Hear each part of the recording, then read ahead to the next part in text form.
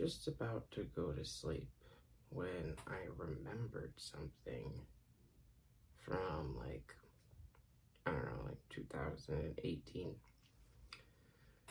And I thought it would be a funny story to tell.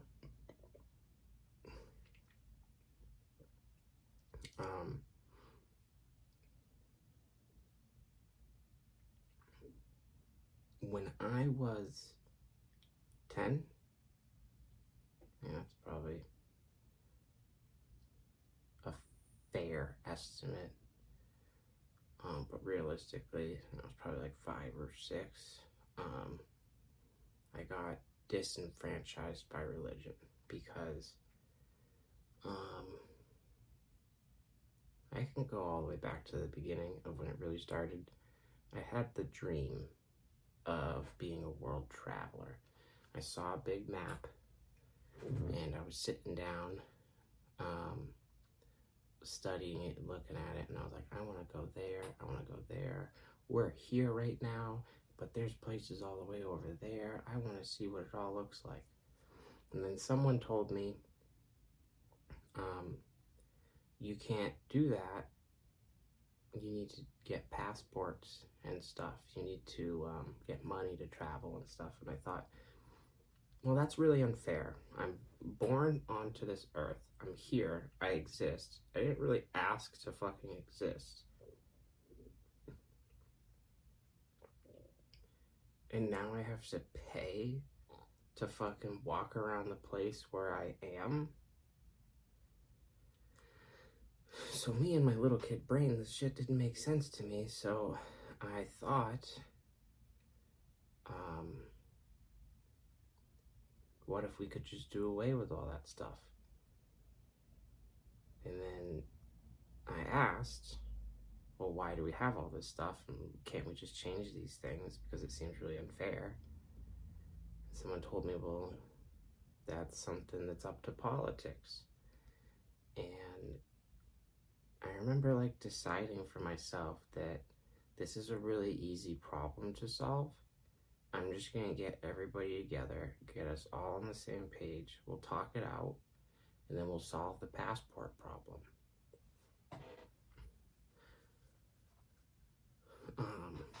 I decided that the easiest way to get over the problem was not by getting a passport, but by unifying the world and diminishing the borders.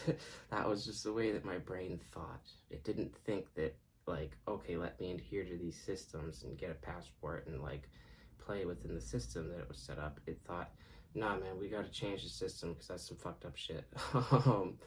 I'm born here, I live here, I exist. I should be allowed to exist without a financial burden placed upon me. Especially in today's day and age of automation. I remember when I was flipping burgers in high school, and I told my dad, I was like, dude, they're gonna have burger flipping robots before I graduate high school. He was like, that's bullshit, you're fucking lying. And little did he know, I told him that fact because I literally saw a post about a burger flipping robot. So then I went and I found the post and I was like, oh yeah, that's bullshit. And then he went and found the post on his own too, because that was a big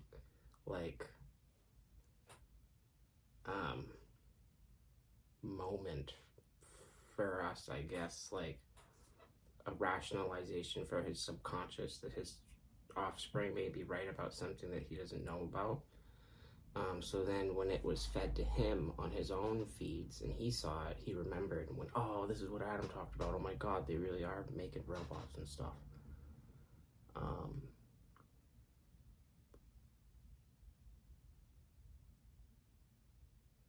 But anyways, yeah, my first train of thought was, let's get a commission together to restructure the borders on Earth.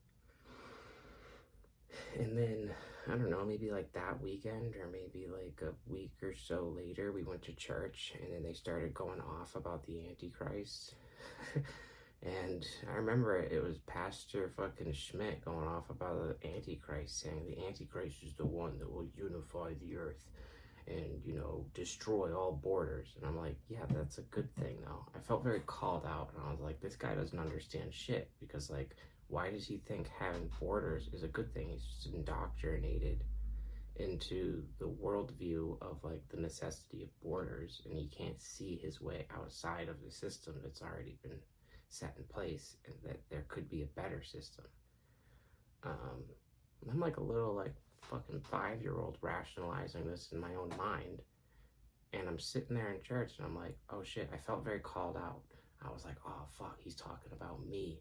He started, like, going off about the Antichrist, and I got real hot and sweaty. I'm like, he's talking about my plans for the future. He's talking about, like, my dreams and aspirations that I've had that I only kept to myself, that nobody else should know about.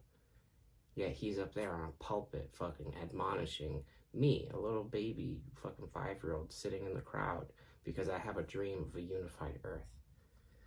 Ugh. That's when the disenfranchisation started, and I was like, you know what, man? Everybody around me was not everybody, but there were, like, people in my life who were admonished for believing that they had mental shit going on, and they believed that they had a messiah complex. There was like 2 or 3 people in my life that happened to. So this also kind of padded into the realization where I was like, you know what, man, they're fucking admonishing all these people who are just trying to, like, channel the spirit of love and help and all that shit. Fuck it, I'll take up the mantle. I'll be the Antichrist. That's me. And that's who I've always kind of, like, believed myself as inside of my own kind of, like, head. Especially because my fucking initials, AJC, Anti-Jesus Christ. That's a little on the nose. I even asked my fucking mom, I was like, did you guys, like, who fucking named? And she's like, your brother named you.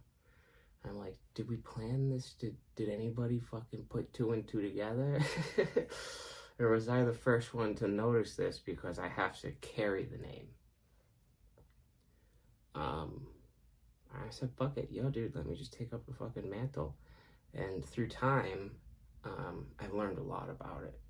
Like, for instance, Antichrist and Christ are essentially the same thing. If you revert back to the scriptures, they say, I think somewhere in John, that Jesus will come back once as a lamb, twice as a lion. I don't know if it's in John. It might be somewhere else in the Bible, so don't quote me on that. But that's the biggest thing is once as a lamb, twice as a lion. Lambs and lions are complete opposites of each other. So the form of, like, what was the Messiah for the ancient world is inherently the opposite of the form of what a Messiah would be needed for in the modern world. Ancient traditions have to deal with, like, inherently survivalistic situations, and we've kind of, at this point in time, conquered survival, or at least learned the algorithm or the pattern to conquer survival, just like how we learned the pattern or the algorithm of agriculture. So, like, the lessons needed for today's day and age are antithetical to the lessons that were needed for yesterday's day and age. And that's what the terminology really comes about, is that it makes sense in the top-down perspective that things needed to change over time, so the kind of essence of what things are kind of being contained, the container that contains the essence, would change over time as well. And eventually, because the thing was introduced, because religion and all that stuff was introduced, the container was introduced, it changed society to such a point where now we need a new container. And this has been the cause for me to go into a lot of theological research, because I'm like, I resonate with it. Reality is weird with me, dude. Reality gets really weird. Like, there's so many examples. Just go back to previous episodes. I try to point them all out. Like finding a cat in the middle of the street when you need a cat the most, or the biggest weird one is like I will almost miss a turn, and then somebody will like put their blinker on in front of me, and it's for the turn that I have to take, and then I look down, like it knocks me out of the flow state that's going to make me miss the turn. And then they turn off their blinkers and then they go a different way. And I'm like, what's that, like, level of coordination? That's a question I ask a lot, because it comes up a lot of like, whoa, there's some kind of multi-layered coordination going on that to a degree humans can't even be capable of, because it's like, how do you coordinate bugs and animals to fucking resonate and like come to a person? You can't really necessarily do that. But yeah, why am I talking about all of this? Well, I had a very atheistic stance for a while there, because I was like, well, religion is going to vilify me for what I am, so I must learn what I am without religion. And so I kind of cast off religion and wanted to find out who I was in its absence, and who I was as my essence and core person. So even though I was being brought to church and religious education and all that stuff, I was like actively rejecting it in favor of my own self.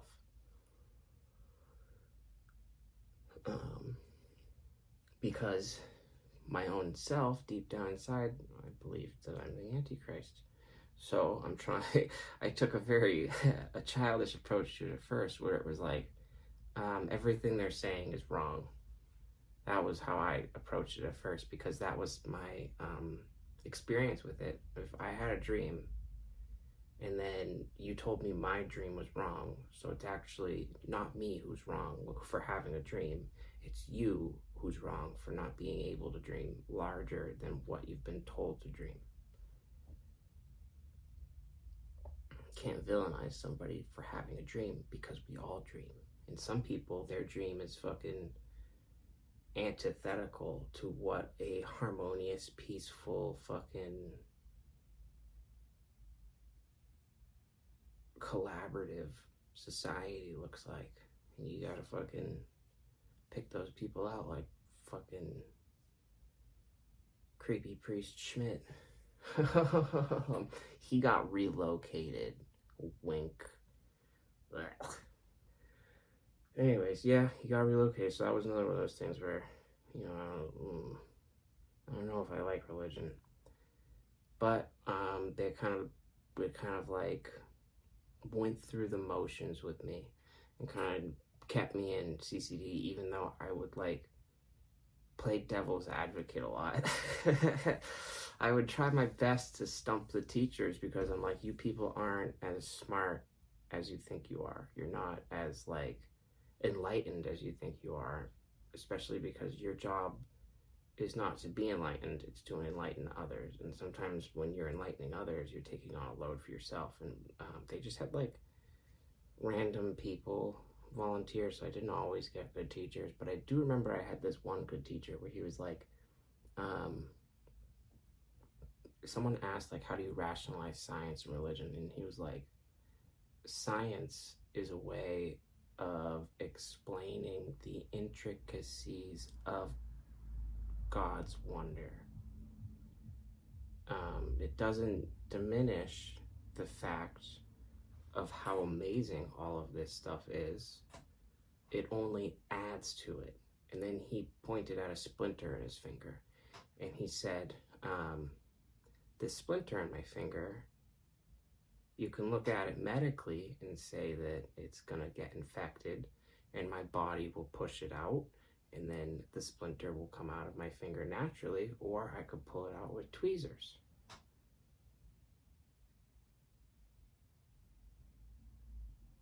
Some people would call that process of your body recognizing a foreign object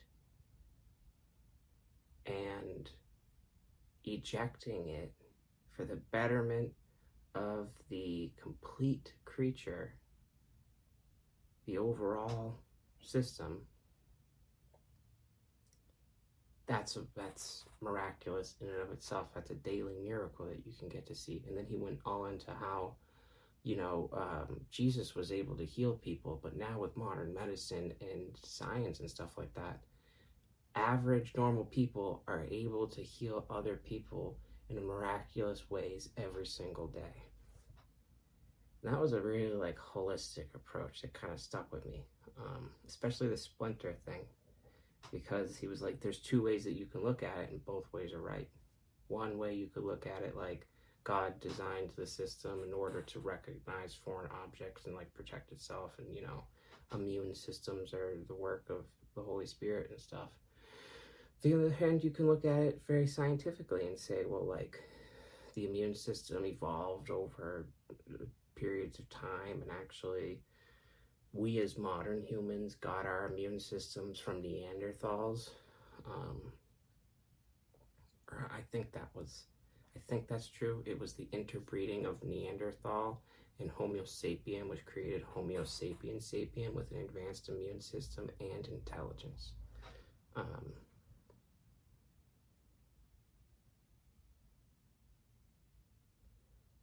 And all of this stuff can be looked at in two perspectives, but you can choose whatever perspective enthralls you the most.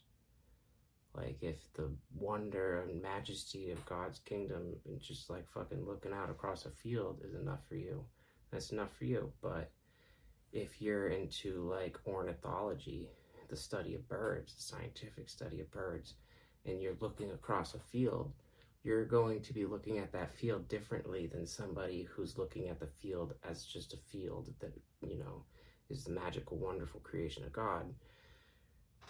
The ornithologist is taking a microscope to that wonder and saying, I want to look at only the birds in the field.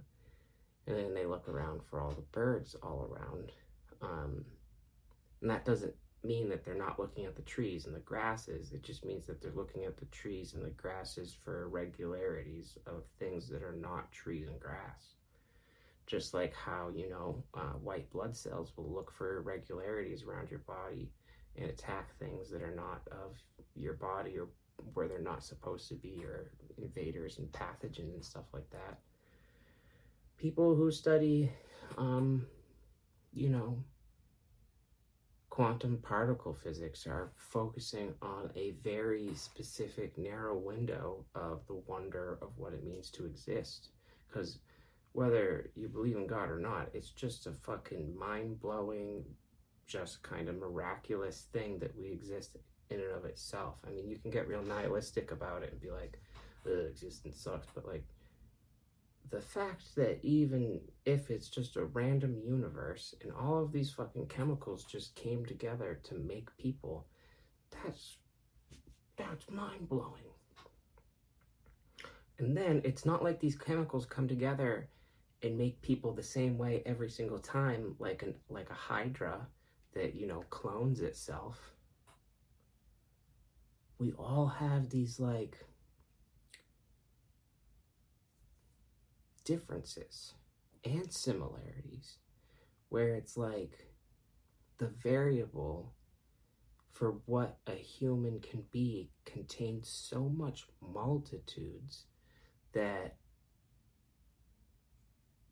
you can have two things that look almost exactly the same and they're completely different just because of the nature of what it means to be a human that's growing and evolving through time.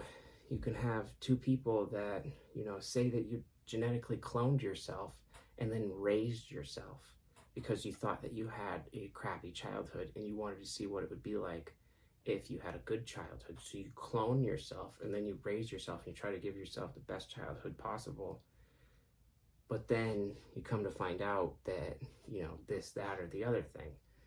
It's an inherently flawed experiment to run on yourself, because it's not like you're going back in time. The time period in which you're introducing that clone is fundamentally different from the time period in which you were raised and put together, formulated, fucking nurtured. There you go. I mean, you could do what they tried to do to Steve Rogers when they took him out of the ice and like recreate your childhood environment almost perfectly down to a T, and then substitute certain variables over time. But then this would also maybe suggest that you have multiple clone operations running with multiple variables, and at that point, you shouldn't be looking into cloning. You should be looking into multiverse theory, because it's a way easier path in order to test variables than fucking recreating an entire micro universe inside of the universe. What you do is you just look into the log file, the data file of how variability is played out over time. There's like, for every infinite amount of universes that you exist in, there's an infinite amount of universes that you don't exist in parallel universe theory. That's the true concept of infinity, is literally it's incomprehensible because anything and everything is possible. So if everything and anything is possible, then technically you can dial into a specific universe. If you're wondering if variable A, B, and C were changed, how would I look? And then you can dial into what that timeline would look like. And there's this thing, supposedly the Vatican like stole or confiscated a whole bunch of fringe technology throughout the years, and they lock it all away in the catacombs, not the catacombs, the basement. They lock it away in the basement of the Vatican, in the archives, the Vatican archives. And there's this thing called the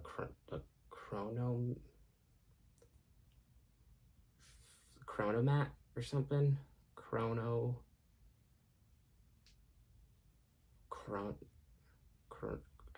Chronometer.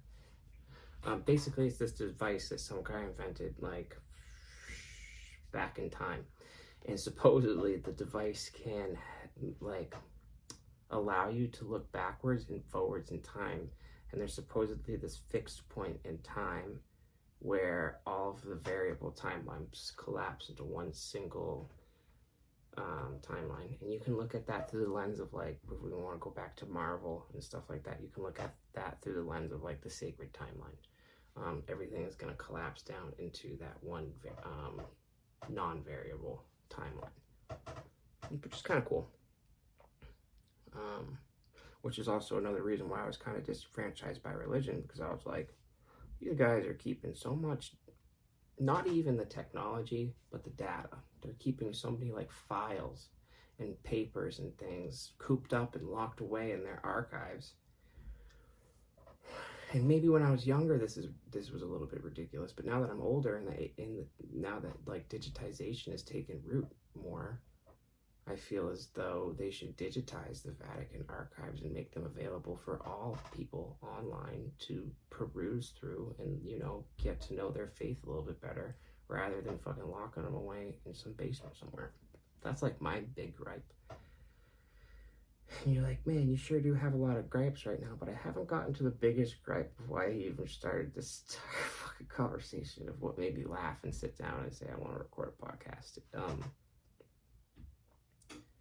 So I was pretty much played the devil's advocate in all my, they called it CCD class, but it's just basically like religious education class. I think when you're Catholic, they call it CCD, but we had this lady who was the director, and her name was Miss, I'll just call her Miss Cough. She fucking hated me. She was mean. She had like this thick Brooklyn accent, and she just looked like a quintessential Brooklyn Jew and acted like one too. To the point where like all the kids that she taught would make jokes about it. Like, why did they put a Jew in charge of our fucking religious education?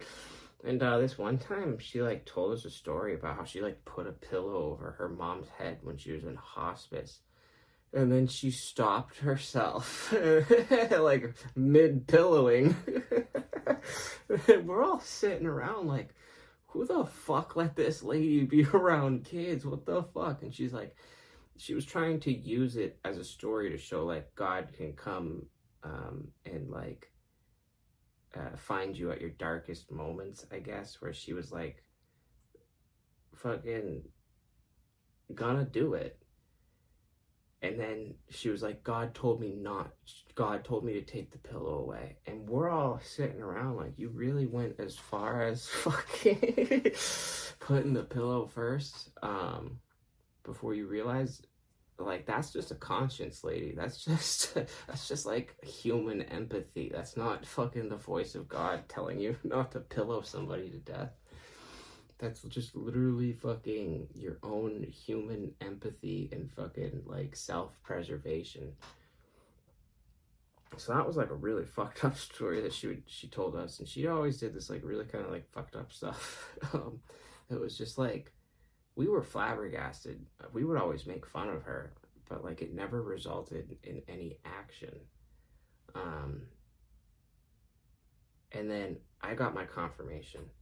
And she fucking felt the need to walk up to me on my confirmation day. She's like, you know, you don't really deserve this, but we're doing it as a favor to your mother because she's such a good and active person in the church. And I went, thanks.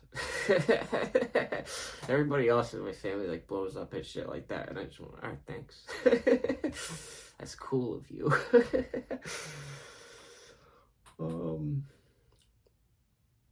She expected to get a rise out of me, and I was just thankful. I was like, oh, that's so cool of you. Like, dude, you know that I don't care about this stuff, and you know that I don't.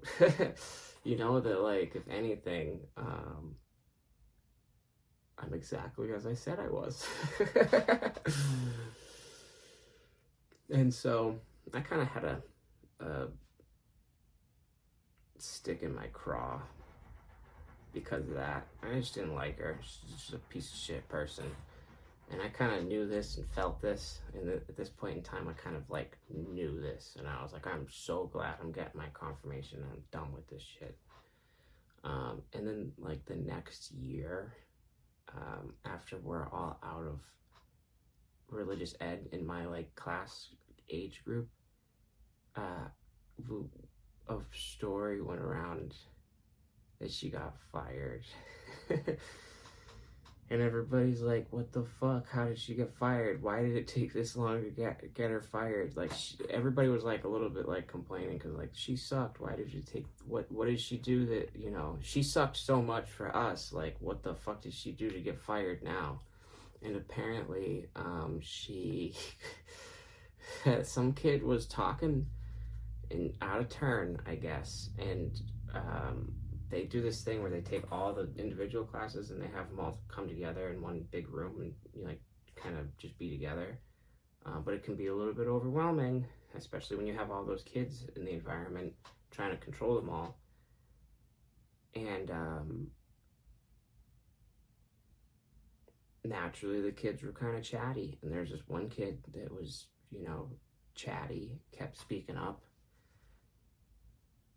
And she kind of singled him out. She was like, what are you, retarded? Shut up already. What, are you just not understanding me? Are you retarded or something? And it turns out the kid was mentally deficient.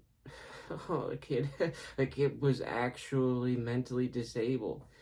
And she didn't know, because I guess he was passing. And so everybody got pissed at her, but then the kid like told his parents and she got fired right away. So we were all sensing this fucking evil in her. All of the kids that were her students were like sensing this evil and like telling our parents and shit, being like, we just don't like her, she sucks. And they were like, you just don't like religion. And in reality, it was like, no, you just really had a legitimately evil fucking person in charge of your religious education. Like, you did not vet that person properly, and you didn't spend enough time around them, and you didn't fucking check in on them randomly enough to know the level of their personality and know exactly how she was treating the fucking kids. But year after year after year after year after year, all these fucking same kids had the same complaint that this lady is a fucking jerk. She's a fucking meanie bobini. And it took her, you know, crossing that one final fucking line, putting the pillow over the face, and then facing the repercussions in the situation with the pillow over the face. Her own limbic system told her, hey, what the fuck are you doing, and made her stop. But she's just so ignorant that she couldn't perceive that she does the same thing over and over and over and over and over in different ways every single day to people. She's always putting the pillow over somebody because she was always putting people down around her. But she fucking found religious vindication, so she thought that she could put others down because it was like God was ordaining her to do it. And she just had to cross that final fucking line where somebody who had all of their checks, all of their fucking boxes checked and all of their shit in order, to say that, hey, I'm vindicated to act and be the way that God made me. And she tried to say, you know, like, God didn't make you right, fucking be the way that I want you to be. And, you know, he had that fucking moral authority to say, you know what, no, actually God made me the way I am, and you're the person casting dispersions and false judgment. She got her fucking job taken away. So that shit was wild. That was the biggest vindication I could have ever felt. Because, like, we were saying she's evil this entire time, and then now she finally fucking got her comeuppance. That was the band, very sweet, very savory, very delicious.